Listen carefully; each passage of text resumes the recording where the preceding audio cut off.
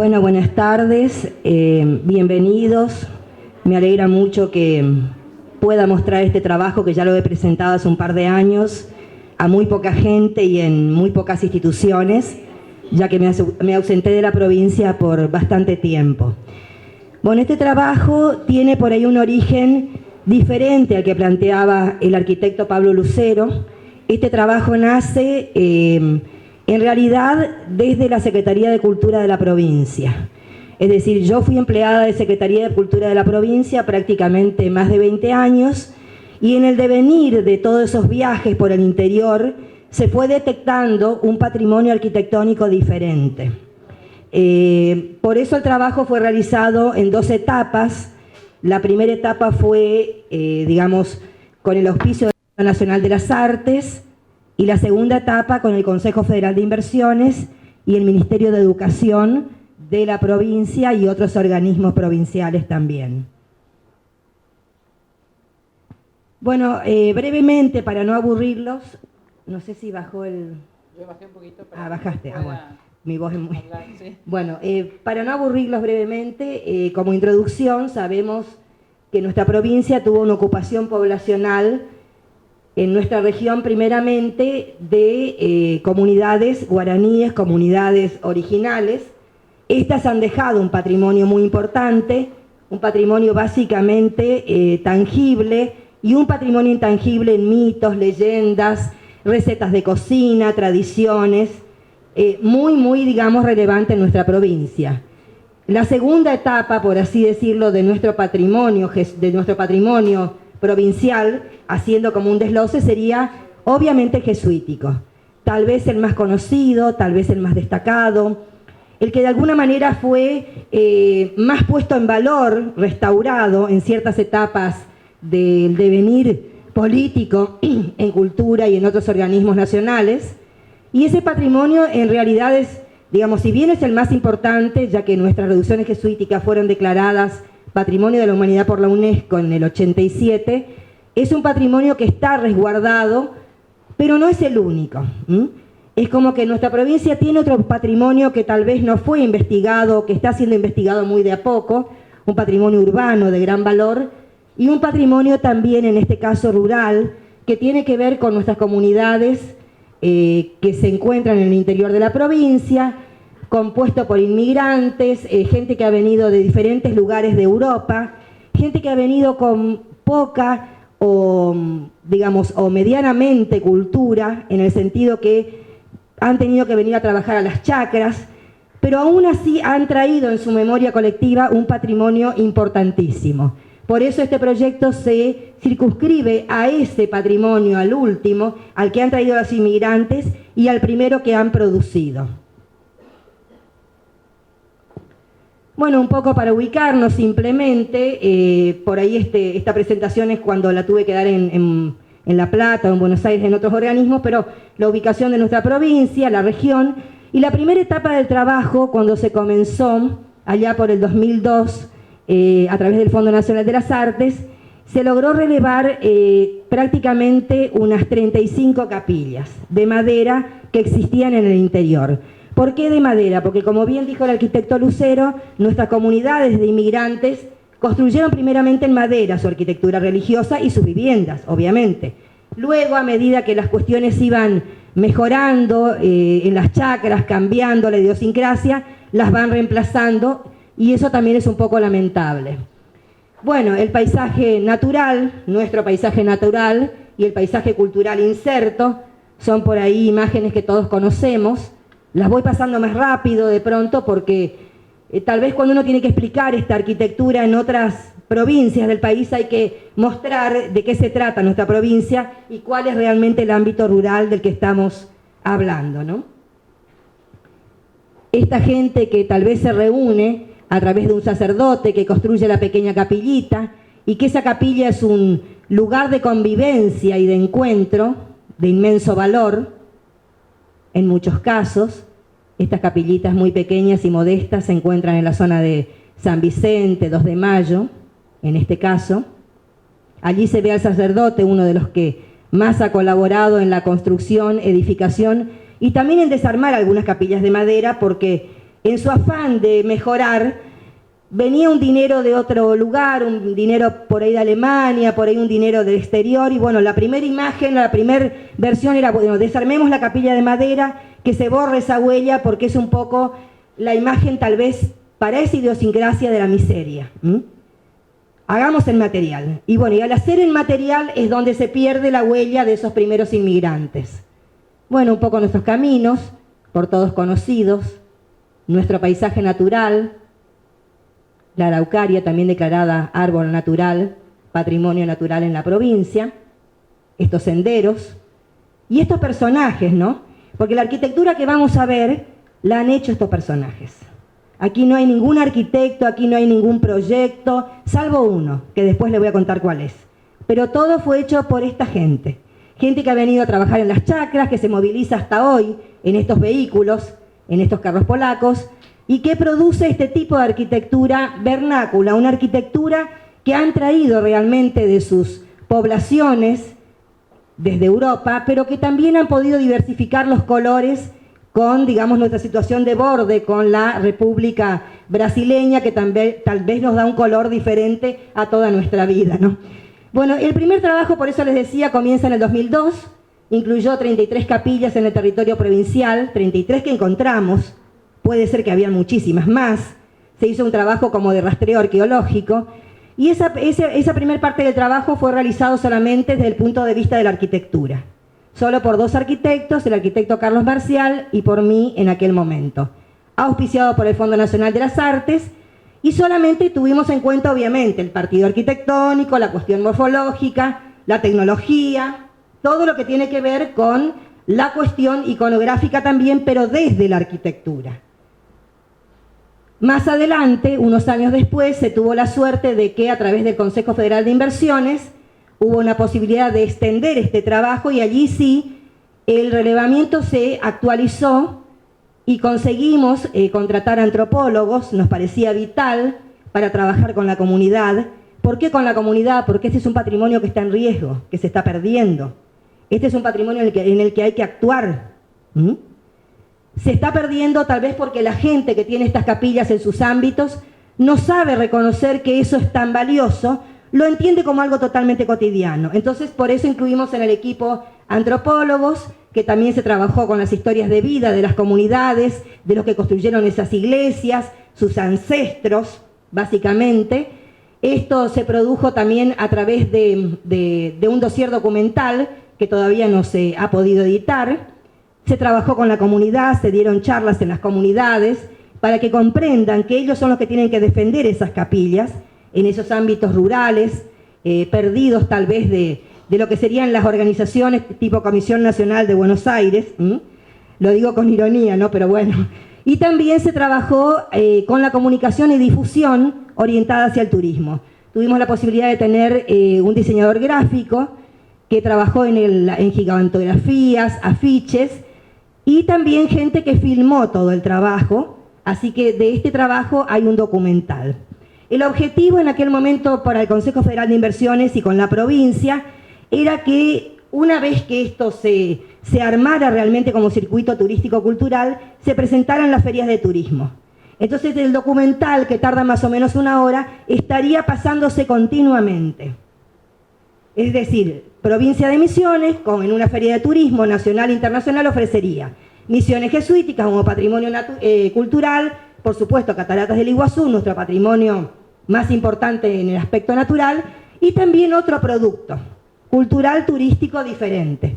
Bueno, todo esto todavía no fue realizado, es decir, no se ha podido ir a ferias de turismo, es como que quedó el proyecto en camino, sí, pero la idea original orientaba a eso, a algo como más amplio, más ambicioso, no solamente un relevamiento arquitectónico, fotográfico, ni tampoco algo que tenga que ver con la antropología e historias de vida, sino volcar ese patrimonio a la comunidad realmente.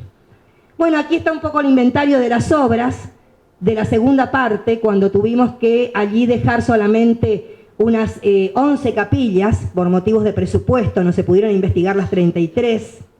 Eso también es un riesgo.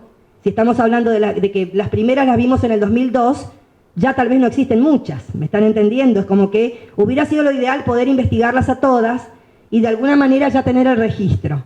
Así que bueno, acá vemos que algunas se encuentran en parajes como Colonia Banda, Cerro Azul, Colonia Aurora, departamento de Alem, Puerto Londero. Hemos tomado el hecho arquitectónico, es decir, aquí no se ha dividido en iglesias que sean católicas o apostólicas romanas, sí se ha manifestado en la investigación, pero es como que se tomó todo lo que tenía que ver con culto en el sentido de producto arquitectónico para la cuestión religiosa. Bueno, y aquí van apareciendo las primeras. Esta es la Capilla Virgen de Asunción, Colonia Banda. En realidad también se la conoce y es más, digamos, nombrada en la comunidad como Virgen de Częstochowa. Esta es una iglesia construida por los inmigrantes polacos. Es preciosa verdaderamente, en un entorno natural increíble, construida con madera interna y externamente. Comparando con iglesias de los Cárpatos en Polonia, prácticamente obedecen a la misma tipología. Las iglesias de los Cárpatos es un circuito religioso muy conocido en Polonia, un circuito de la fe. Esta capilla está muy bien mantenida, muy bien conservada por la comunidad de Colonia Banda, que bueno, es una comunidad fuertemente religiosa, y esta capilla la simboliza. Aquí un poco al interior, tal vez por las luces no se ve perfectamente, pero el tema es que por afuera tenemos una madera, digamos, como más rústica, con tapas juntas, y por dentro, en este caso, está totalmente revestida de machimbre. Nave central, naves laterales, de alguna manera jerarquizada a través de las columnas, y el uso continuo. En esta capilla se incluso dan misa en polaco una vez cada 15 días, esta es una de las misas, así que realmente se conserva y es un patrimonio vivo. Tal vez lo que no pasa con otra de las capillas, que bueno, cada una tiene su situación y obedece a diferentes realidades. Otra imagen de la misma, entonces Virgen de Częstochowa, culto católico apostólico romano.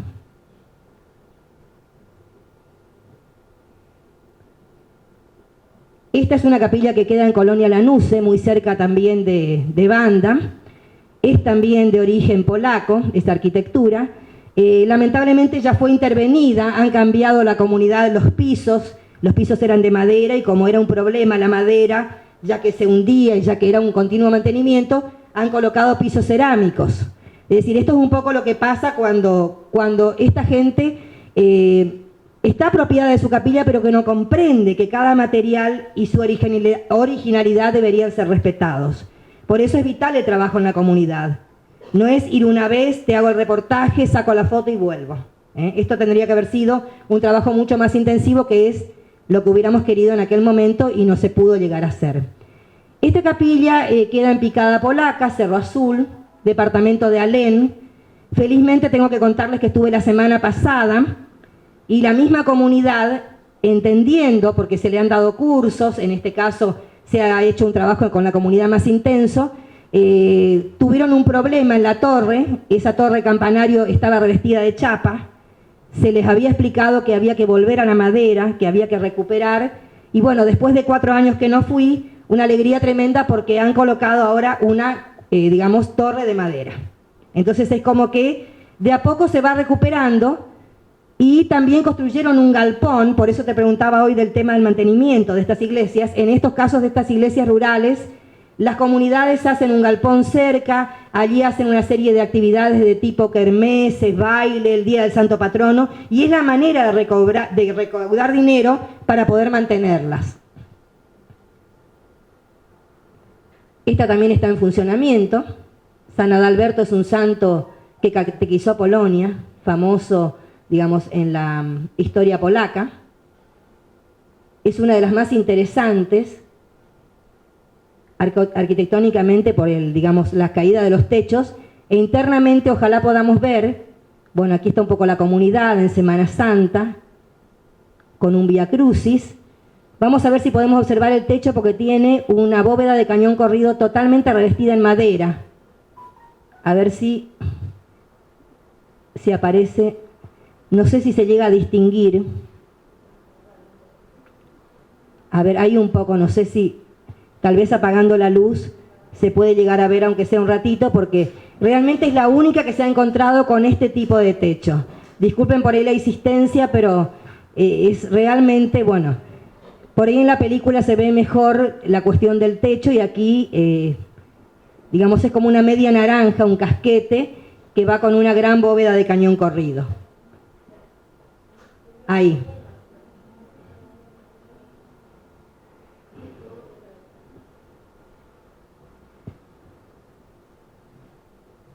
El sagrario, traído de Polonia, con todos sus elementos.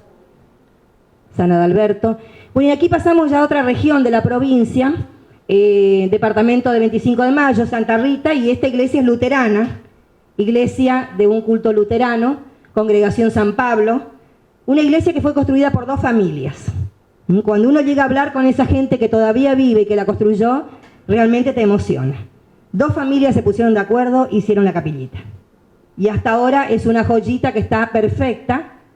Allí se la ve, fíjense, los colores, digamos, como ya muy al estilo Brasil. Estamos en la costa del río Uruguay, estamos en otra realidad de la provincia. Internamente despojada, un poco respondiendo a la religión luterana, súper limpia, es como que reluce. Tal vez estas son un poco las mejor mantenidas. Bueno, allí por la luz tampoco se distingue mucho, es un niño que está ahí. Están muy activas estas iglesias, con el culto de todos los sábados, la escuela dominical, todas sus actividades. Bueno, les cuento la historia de esta por ejemplo, Virgen de Fátima, Colonia Aurora. Cuando armamos el relevamiento, primero nos cerraban los números, nos cerraba el plano, bueno, y era un ataúd. Investigamos y resulta que el único carpintero que tenía esa localidad hacía ataúdes. Entonces, como le pidieron una iglesia, pues él hizo lo que podía. Es realmente una arquitectura vernácula, una arquitectura puramente del pueblo. Y esta iglesia, años después, estaba bastante abandonada, consiguieron fondos, la mejoraron y lamentablemente construyeron al lado otra, que creo que se ve ahí, y a la persona que construyó la otra le pagaron con esta. Le pagaron. La desarmó. Madera de cedro. Y se la llevó. Casi lloré, fui ahí al obispado, fui a todas partes. Había que darle al hombre, no sé si 20.000 pesos, no me acuerdo. Bueno. ¿Me entienden? Es un patrimonio realmente en riesgo. A mí me desespera y perdonen el énfasis que pongo, pero es como que no lo podés entender. Y no hubo manera, hablé personalmente, sí, señora, yo la compré, a mí me pagaron, esto me corresponde. Fui a Secretaría de Culto, bueno, no hubo posibilidades y la desarmaron, lamentablemente. Bueno, y esta es la única que yo les decía que hubo una sola que construyó un arquitecto, el arquitecto Eric King, no sé si ustedes lo recuerdan, lamentablemente fallecido, que cuando le toca trabajar en la zona de Colonia Integración, que era, digamos, estaba construyendo en aquella época, en la época de Alfonsín, Barrios Arrechea, toda esa colonia, a él le encomiendan una iglesia. Y entonces, como la zona era tabacalera, él toma la idea de los galpones de tabaco. Es decir, lo muestra así porque de pronto cuando uno pasa en otras provincias nadie sabe ni qué es un galpón de tabaco. Entonces, bueno, los galpones de tabaco sirvieron para inspirar esta capillita que es un sueño. San Martín de Porres, de culto apostólico católico romano. Ahí está. En Colonia Integración, esta ya es más actual, prácticamente será de la década de los 80, ¿no es cierto? Bueno, una cosa así. Tiene vitrales con hojas de yerba y con hojas de tabaco. Por ahí si en alguna oportunidad podemos pasar el documental, se ve mucho más claro. Este es el interior. Y fue la única diseñada por un arquitecto. Todas las demás son de la memoria colectiva de la gente, de estos personajes, ¿no es cierto?, de la chacra, que de pronto necesitaban un lugar donde nuclearse, donde encontrarse. Esta es otra en Puerto Londero, ha perdido su torre por una tormenta, y esta es una capilla que más bien tiene las características de una casa brasileña. Está enfrente de Brasil, es digamos, el tramo del río Uruguay es muy corto ahí en Puerto Londero. los colores, observen esa cosa como culturalmente espontánea. Aquí también su galpón. El galpón es importante para, digamos, ese medio de subsistencia y es de pronto el lugar donde también dan catequesis, donde se reúnen, donde las fiestas populares forman parte de esta vida social rural, estos encuentros. El confesionario, me pareció fantástico, esa versión de confesionario tan simple. Y bueno, y la planta, un poco como para poder entender de qué se trata, simple, con techos, digamos, casi a 4 aguas, con una caída muy similar a las que vemos en Brasil. San Juan Bautista en El Dorado, esta es una capilla que se encuentra dentro del predio de una empresa yerbatera. Los dueños en el año 50 donaron parte del predio para que se construya la capillita y la mantiene la comunidad. Esta es, bueno, una que potencialmente podría servir magníficamente para el turismo. Yo sé que se encuentra en el soberbio Puerto Paraíso, yendo al Moconá. También la mantiene una familia, por una cuestión de un pacto de honor, por los padres, abuelos que la han construido. Y bueno, y es un patrimonio endeble, por eso les decía, es un patrimonio que merece ser protegido y que se debería trabajar, digo yo, provincialmente para rescatar en ese sentido de que pueda formar parte de un paisaje turístico, cultural, ¿no? Bueno, aquí un poco el trabajo que se hizo con las comunidades, dando charlas en las escuelas primarias, en este caso del Soberbio, se dio en escuelas de casi todas las localidades que correspondían a las capillas, para que la gente entendiera que esto tiene un valor, que así como el Cabildo de Buenos Aires tiene un valor, la Casa de Tucumán tiene un valor, eso que ellos tienen en su chacra, en su comunidad, también tiene un valor. Y lo han entendido, ¿no? Bueno, y aquí sí aparecen los personajes, los que han construido estas iglesias, que no quería que dejaran de estar. Puerto Londero, este personaje que nos ha recibido tan amorosamente, nos ha contado sus historias de vida, cuando llegó a la chacra, cómo la construyeron, cómo la mantienen. Colonia El Progreso, Colonia Aurora, la de la Capilla Virgen de Fátima. Gente que te recibe con todo y que al decirle que se van a conservar las capillas, le llevas una esperanza que tal vez después no podés cumplir. ¿Me comprenden? Es decir, es como que no es fácil en ese sentido porque hay gente que se entrega toda. Estos eran los que construyeron la capillita que desapareció, el matrimonio de Da Rosa. El señor Cayetano, la señora Cayetano y el señor Da Rosa. Ellos dos me decían, en el documental aparece donde ellos dicen que quieren que la capilla se mantenga, que no se la lleven, que ellos la construyeron. Y bueno, la capilla ya no está. Zonas de, esta es de Colonia Lanuse, y te cuentan cómo era la vida en las comunidades, y te cuentan cómo era vivir el culto en esos años donde las colonias eran prósperas. Y bueno, y todos los que han participado, allí están las fotos de algunos de los que pudimos llegar a contactar, gente de las comunidades que nos ha recibido y que nos ha hecho conocer su patrimonio.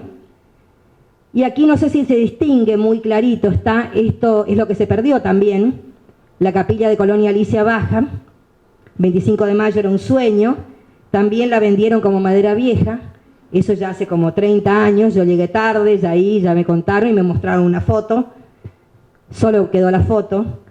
Y esta otra capillita también en San Antonio, San Vicente, muy cerca de San Vicente, que también se ha perdido. Un poco las muestro como para que se tenga idea que si no se actúa pronto, vamos a seguir perdiendo ese patrimonio. Porque la gente no lo reconoce como tal, no saben el valor que tiene, la vida en la chacra es dura y difícil, y los que aquí son del interior lo saben, y bueno, es algo que realmente cuesta llegar, y entonces este circuito turístico que en su momento podría ser, yo creo que habría que potenciarlo. En este caso allí figuraban 11 capillas, ahora son 10.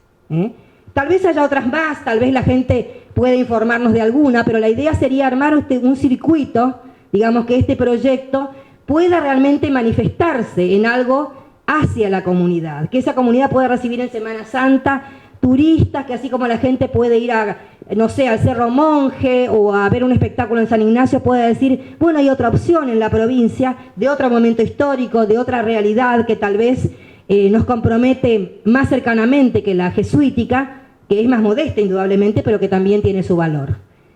Bueno, aquí un poco digamos, hablando de la libertad de las formas, la libertad de construir, la identidad resguardada en estas capillas, cosas que en otros lugares del país no se ha dado, esa manifestación, digamos, de arquitectura que se pudo construir, qué sé yo, por ejemplo, yo recuerdo un trabajo que hice hace muchos años en Berisso, en el puerto de La Plata, y te dicen, sí, acá hay miles de inmigrantes. Bueno, pero ¿y dónde está esa arquitectura? No está.